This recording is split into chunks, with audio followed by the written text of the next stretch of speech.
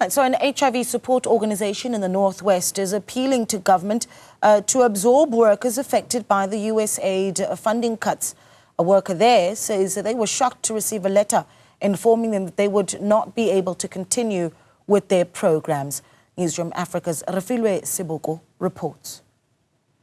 An employee of an organization supporting people living with HIV who has requested to remain anonymous says the sudden decision by the United States to cut funding for health programs in South Africa has caused chaos. Organizations have been forced to close their doors, resulting in workers losing their jobs and scores of people without the critical support the entities offered. We are still in March, which is still the first quarter, but then what affected us mostly is that the stop work orders were done in January before we had even been given our tranche for this current quarter. So essentially, we were supposed to, according to the terms of the contract, we were supposed to be paid at least 3 months for closure, or what we call the closing cost. But that was not done from the side of USAID, as USAID has been also dismantled. So it has also affected not just us in South Africa, but also the people from USA who were working, actually deployed here to the country to assist with this fund. And it's an honor to sign this one. To sign all of them, but to sign this one is a great honor. He outlines the chain of events that has changed countless lives in South Africa and beyond. Just working from home, waiting for instructions of what's going to happen.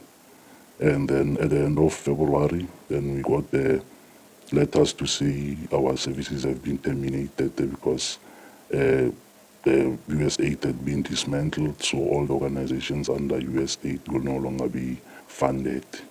So that is what affected our employment. He says his life is now in disarray as he's facing severe financial difficulties.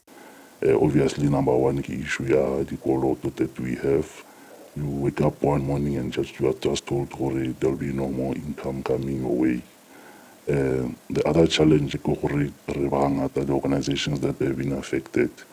So it's not really easy to find another job, because we would apply around in those NGOs, but most of them, since were affected, no one is really hiring right now.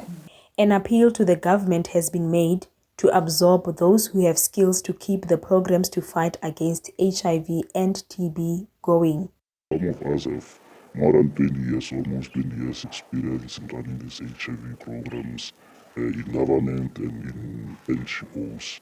So what I would like to maybe ask or receive from government is mostly looking at us and prioritizing us who have the knowledge, the skills, the qualifications and the experience of running intervention programs.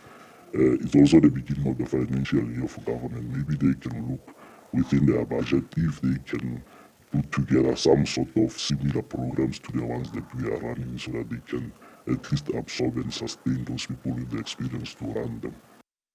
Calls are also mounting for the government to take urgent measures to be more self-reliant and not allow organizations to shut their doors, as that will lead to loss of lives. For Newzroom Afrika on Channel 405, I'm Refiloe Seboko in the Northwest.